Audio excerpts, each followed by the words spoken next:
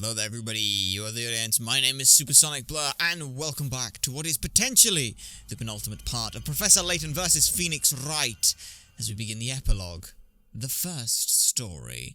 Last time, we pressed and pushed and found that it was the storyteller who himself had ordained his suicide, and now appears in court before everyone else.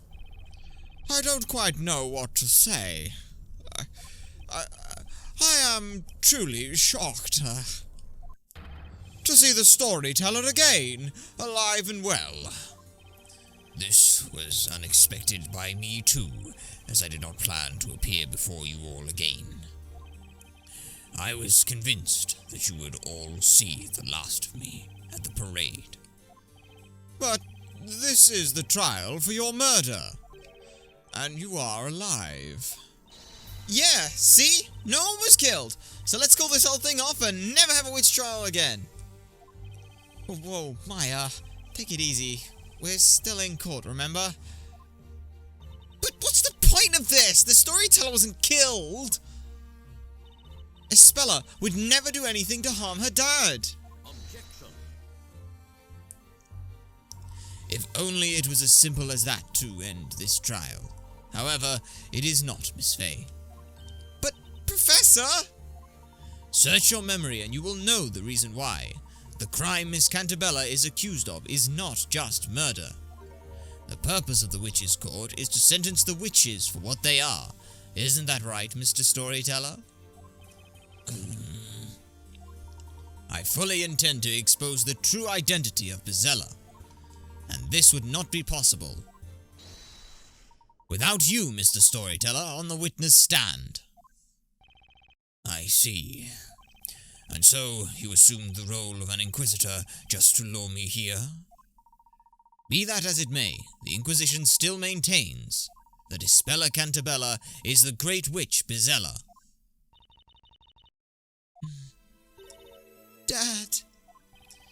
It's been a long time, Espella. 4 years, in fact. You must have experienced so many hardships living among the townsfolk.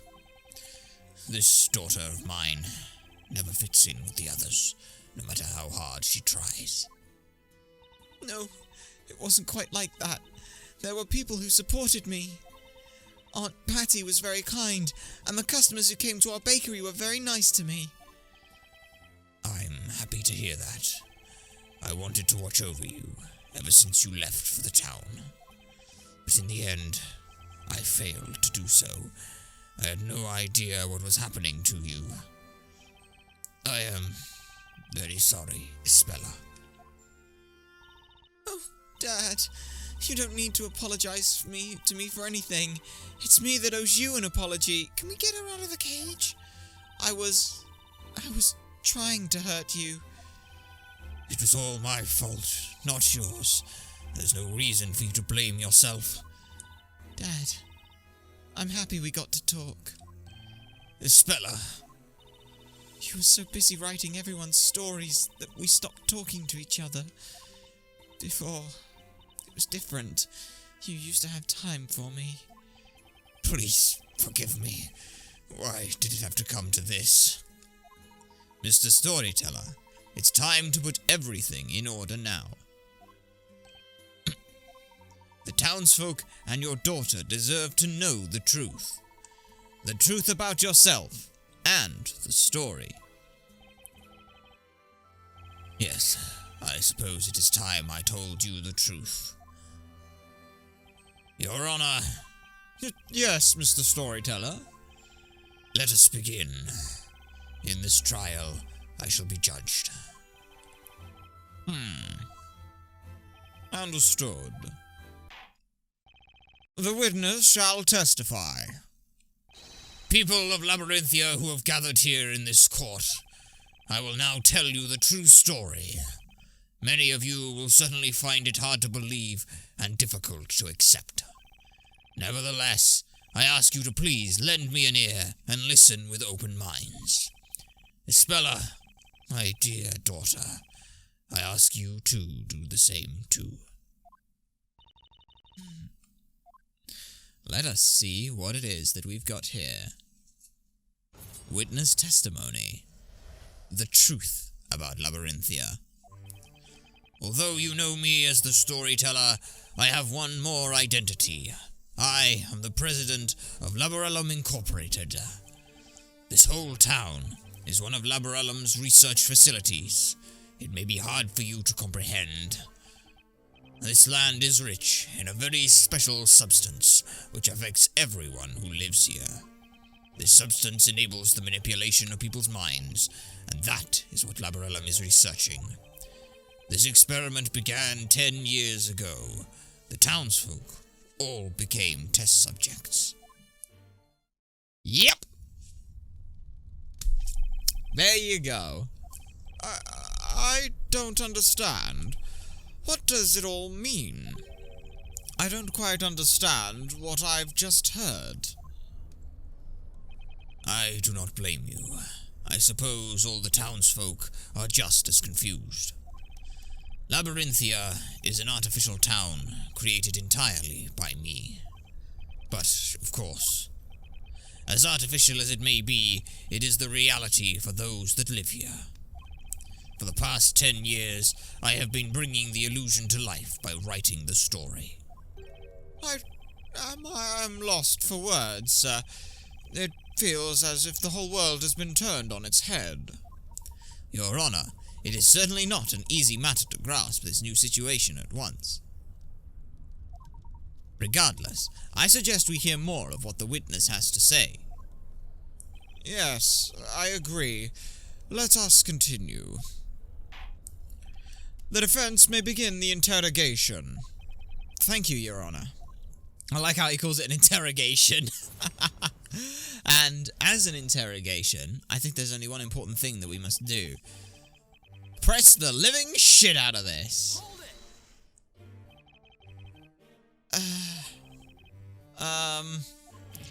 This is too much. I didn't even know where to start. Labyrinth Incorporated. That's a name I have heard before. It is a global pharmaceutical company with headquarters in England. If my memory serves me right, it was founded by Arthur Cantabella. Indeed, that is my true name. Were you familiar with that, Mr. Wright? Sure, yeah, I've heard of Labyrinth Inc., of course. Labyrinth Incorporated is known for developing a completely harmless anesthetic about 20 years ago. It is now widely used in hospitals all around the world. The company is also working on various other plant-derived sedatives, revolutionizing medicine. I suppose I shouldn't be surprised by your vast knowledge, Mr. Layton. Objection! That's Professor Layton! That's irrelevant! The fact is just based on the real world we're from, not Labyrinthia! The real world, Mr. Wright? Then what would you call the world we are in right now? Do you think this is a fantasy? No, that's not quite what I meant. Mr. Wright, I do not mean to be so rude as to presume I know what thoughts are running in your head. However, Labyrinthia is certainly not a place within a book or in the past. Labyrinthia is a part of the world we know. Huh? What? But how could a town like this exist in the real world? Do you think it's impossible? Why would that be? Are you saying that everyone would know about an unusual town like this, if it existed? It's something like that. Anyway, it would be on a map at least. No. No, I'm afraid that cannot be so. Huh?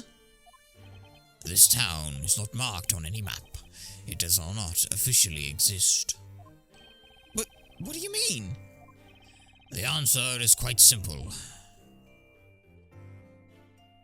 This whole town is one of Labyrinth's research facilities.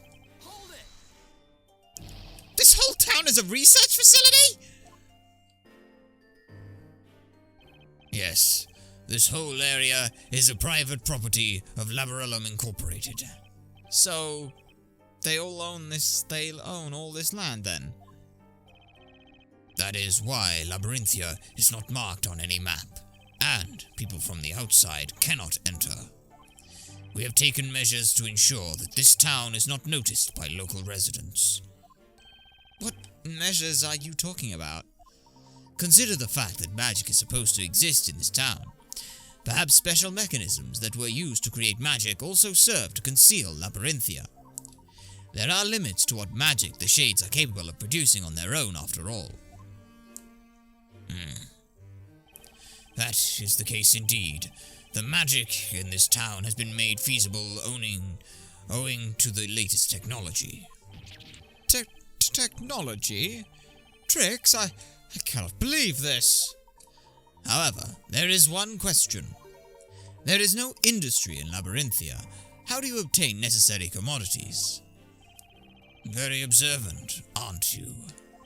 All commodities are regularly shipped in by sea. A young man once made his way here on a freighter and took Isabella out of the town. That was Carmina Accidente, a friend of mine. I see. But is something on this scale really possible? As you might suspect, it would be beyond the power of Labyrinth Incorporated to keep a facility this size a secret for so long. Labyrinthia is a project co-founded by the British government. What? It's a government project? But what would be their stake in this? It's all because of my beliefs. Oh dear. His beliefs? By the way. Yes, Your Honor. What is a research facility? I've never heard of anything like that before. Ah, yes. That was careless of me. Naturally, you wouldn't know what it means. How should I explain? This whole town is my creation. That's what this is about. In other words, it's all your story. That makes it all clear. Swing and a miss, Your Honor. Getting back to the topic. There is an important reason why we have chosen to build such a facility here. This land is rich in a very special substance which affects everyone who lives here. Hold it! A special substance? What does it actually do? This area has been isolated since ancient times, developing its own unique culture. There are underground ruins on the verge of this town. We found writings there, presumably left by the natives of this land. A bell that was supposed to be there was missing. So you have seen the ruins. I suspected that you would find them. Then perhaps you have also noticed that everyone who lives here has a very peculiar condition. A peculiar condition, you say? I can't just sit here quietly like a patient old man when you're saying such things. Just what kind of condition is it? You have every right to know. This condition makes people fall unconscious upon the sound of a certain metal being struck. A metal? What kind of metal? Pure silver. And so, there is not a single object made of silver in Labyrinthia. Now that I think about it, that's true. Just imagine what a disaster a fancy dinner would be if everyone fainted whenever they used silver cutlery. This condition is an integral part of magic. How so? All inhabitants of Eldritch Woods carry small silver bells. I see now. The Shades ring the bells when they need to create the illusion of magic, which also explains why people have weird memories. Everyone present falls unconscious, and the Shades set to their work. Oh, look at where the Shade's hand was! So that's the secret of the time-stealing magic Darklaw told us about. Now that they mention it...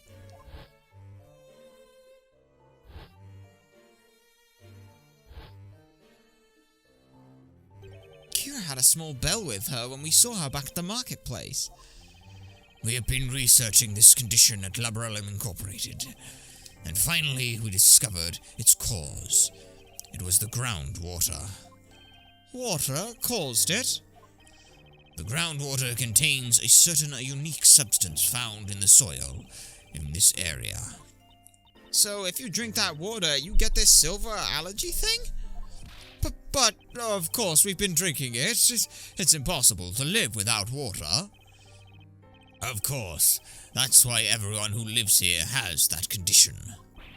Oh dear. You needn't worry. This condition is harmless, especially as silver is unknown to the townsfolk. Something's still not quite right here, though. If the sound of silver bells makes people pass out, why don't the shades pass out too? Although the effect of the substance in the groundwater is powerful, it doesn't last long. The condition will vanish after a day or so without drinking the groundwater. That's convenient. That substance's effects aren't limited to the humans. It can also affect plants to a great extent. What? Plants are affected by it. Our research was focused on the plants rather than the humans. This substance enables the manipulation of people's minds. No wonder the British government wanted involved with it, especially now. Whew, we ain't gonna get into that political thing. Let's just say, conservative governments, massive cunts. No wonder they'd want to have access to this kind of a drug. That sounds really scary. Just what is this about? The substance enters the groundwater, affecting organisms that consume it. People who drink it daily require that odd condition. They fall unconscious upon hearing the sound of silver metal. Yes, although the substance in the groundwater also has a tremendous effect on plants. Wildflowers in this area contain a certain poison. Oh, pardon my beard, poison? This poison does not harm the body. It has the effect of manipulating the mind. So it brainwashes people? I've been writing the story for 10 years. The title of the story is Historia Labyrinthia. The ink I used to write it was made from those plants. Oh, Nick, do you remember how funny the ink smelled? That was the gas released when the ink evaporates, and that's where the trick is. Much like a hallucinogenic gas released from an ore vein, such things are possible. I like to believe that that's why they use this, because it links to the stories that already exist in the Professor Layton world. Sorry if I might have spoiled that. I'm not going to tell you which one, but one of them involves a hallucinogenic gas released by an ore vein. Which is quite fun. And I like this idea that actually it's like, hey, this thing just exists in multiple areas. It's how it's developed over time. What? Those that inhale the gas become extremely susceptible to suggestion. You mean brainwashing? They will believe anything they are told, or anything that they read, however strange or unrealistic. It will be imprinted into their minds as the truth. So that was the true purpose of the parades.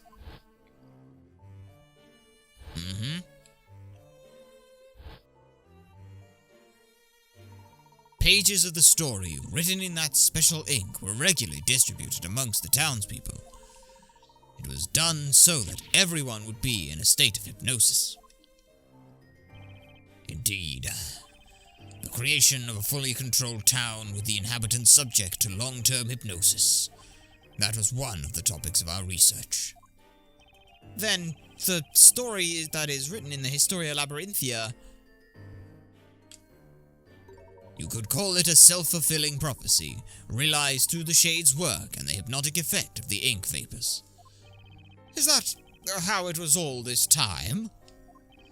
Neverellum used hypnosis to control all these people? I can't believe that the government was actually supporting this. Yeah. Doesn't, yeah. This experiment began 10 years ago, and they all became test subjects. Okay, but...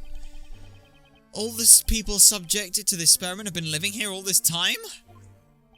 No, we started with just a few people, gradually getting more and more. I must say that I am afraid of what the answer to this question might be. But where did these people come from? You haven't resorted to abduction by any chance, have you? Of course not. Every test subject signed a contract with Laborellum. A contract to have their memories erased and be used like pawns in a story? The current inhabitants of this town have one thing in common. They were all dissatisfied with their lives and wanted to start anew, forgetting about their mistakes, forsaking unwanted identities. There are more people like that out there than you might think. They have all agreed to participate in our research. But that's insane! It's not as unreasonable as you suggest. We give them a new identity, a chance to start their life again.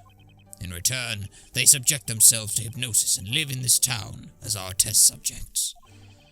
In order for this project to be possible, we suppress their memories of the past, including the memory of signing the contract. So, ultimately, they are not aware of what is going on. I couldn't agree more. I've got no idea what's going on. Let me make this clear, Mr. Wright. We do not erase their memories. We merely suppress them. They will regain their memories of life before Labyrinthia once their contract is over. So, this place is uninhabited before you started the research 10 years ago? And you've managed to keep everyone in a state of hypnosis for 10 years straight? Can you really hypnotize someone for that long?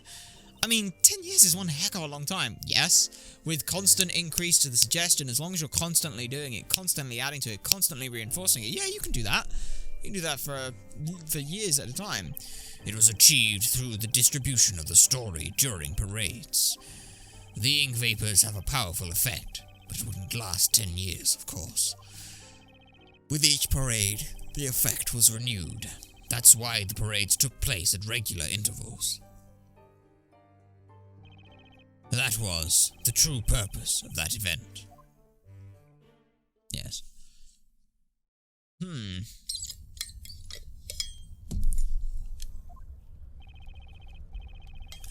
I have been born and raised here. It was a poor, small town with no industry to speak of that had fallen behind the times. Ever since I was a child, I had one friend that was especially close to me. He was a bright boy, curious about the world. His name was Newton Belduke. Sir Newton Belduke? The alchemist? So they were childhood friends. The plot thickens. He had always been interested in the unique natural features of this land. There was really nothing here, but to us, this area was an exciting place worthy of exploring. And one day, we made an astonishing discovery on the outskirts of the town. We stumbled upon the entrance to the underground caverns leading to the colossal ruins. With the two of them. Whoa, look at that, Newton! This is so amazing! And this strange writing! I've never seen anything like it before! We found ancient writings in the ruins. Newton managed to decode some of them. According to our findings, a highly advanced culture had existed in the land where our little town was built. Some great calamity had befallen the natives, and they migrated elsewhere. They believed that plants and water in that area were cursed by an entity that they called the Great Witch Pisella. The natives sealed the curse within the ruins and left in search of a new home. That is all that we managed to decipher. Pisella's curse? It was sealed within the ruins, you say? Would that be the Bell of Ruin? The Bell of Ruin. Oh, that's the bell from the bell tower! I wonder why it's got an ominous name like that. Let's piece all the information. Regrettably, we couldn't get any further information from the writings at that time. Needless to say, Newton and I were very excited by the discovery. I knew it! This place is special! It has some kind of mysterious power! If we could find out what that is, our humble town would become famous. You know what? I'm going to do that. I will unravel the mystery of this place. I have no idea which one's which talking at that point. And so, Newton began studying the indigenous plants and substances dissolved in the groundwater. On the other hand, I studied economics and management at a university in London. I dreamed of bringing prosperity to this poor, forgotten town. I wanted to change it for the better with my own hands. Meanwhile, Newton had succeeded at extracting a new anesthetic from the local plants. Was that the anesthetic which led to the foundation of Laborellum? Yes, it was a huge success for Laborellum Inc., and before we knew it, we were making a fortune. We wanted the whole world to hear about our hometown. Alas, fate was not kind to us, as we never realized that dream. Everyone in our town had died, and all the townspeople perished. Huh? Just what on earth happened to them? That does not matter anymore. We purchased the enviers, the environs of our town, the mountains, the lake, the plains, everything. Then, 10 years ago, having received financial support from the government, we started Project Labyrinthia. It was much smaller in the beginning, started as no more than a village. Over the course of 10 years, it slowly grew into a town. The population increased as well. More people were signing the contract with Laborellum, slowly increasing the number of inhabitants, correct? Yes. They would sign the contract, be hypnotized and assigned a role, and then be introduced to the world of the story.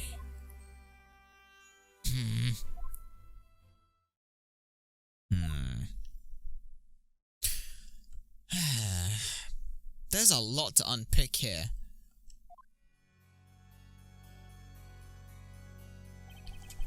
I have spoken at length. Thank you for patiently listening to my tale. Bezella is the name of a witch from an ancient legend that we read about in the ruins. It is a fictional character. She does not exist. But then, magic and witches and...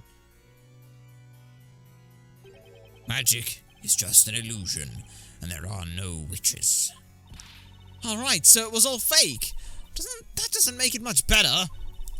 Why did you write a story where people get killed with magic and witches are thrown into the fire? You could have made it a peaceful, pleasant world where everyone would be happy. No, that was not possible. But why? This is a research facility after all. We're researching ways to completely control human beings. Test subjects need to be exposed to extreme situations, so we decided on a fantasy setting. We wouldn't have gotten funding from the government otherwise. Yikes. Yeah, in other words, we're running a business. But just what instructions do you give the people you hypnotize? You don't give each of them a full set of memories for their whole fictional life, do you? No, it's much more simple than that. We only give them 2 pieces of information. The first one, that they were born in this town, and the second was their new occupation. Then they fill in the gaps themselves, without being aware of it. The human mind requires a consistent story of one's life. Which means, of course, that no Labyrinthian has memories from earlier than 10 years ago. No one had any memories from before they came to Labyrinthia. What are you saying? That's all one big lie. I am who I am. But can you remember your childhood? I can't. That's true. I can't remember even my parents. No way. I can't recall my own mother's face. As you can hear, no one can remember their real past. There are no exceptions. Wait a second. no exceptions. I smell a contradiction here. It seems Mr. Wright too has noticed it now. What are you talking about, Layton? Mr. Cantabella, you have just now testified that not a single citizen of this town remembers anything from more than 10 years ago. Yes, that is the truth. Now, that's a strange assertion, especially coming from you. What? What do you mean? There is one person in this town who remembers what happened more than 10 years ago. That cannot be. It is impossible. They must be merely imagining things now. Mr. Wright, please enlighten us all. Who is this person that remembers their past? That would be Isabella Cantabella. Take that! Precisely, Mr. Wright. That person is none other than Isabella Cantabella. What? That's impossible. It's true, Dad. I remember it clearly as if it happened yesterday. The legendary fire. No, that's impossible. That's just your imagination, Isabella. No, it's not. I couldn't remember it before, but it all came back to me because I'm Bizella. No, Isabella. There are no witches. That fire was just a bad dream. The Inquisition would like to call Isabella Cantabella to testify. What? Regardless of whether Miss Cantabella or is Bizella or not, her memories may contain valuable clues. Yes, that may be so. No, wait. I don't agree to this. This trial is over, Your Honor. Objection. You seem to be forgetting something, Mr. Cantabella. Your story has ended. You are no longer in control. You are merely one of the characters. And this is also why we will not cease seeking the truth until we find it. Defense, what is your opinion on this? Isabella keeps insisting that she is the witch Bizella. As her attorney, I should refuse to let her speak to the court. But what's really important now is finding the truth, just as Layton said. There's only one way to proceed with this trial, Your Honor. And that's by questioning Miss Cantabella about her memories. In that case, the court summons Isabella Cantabella as a witness. Attendants, bring the accused to the witness stand.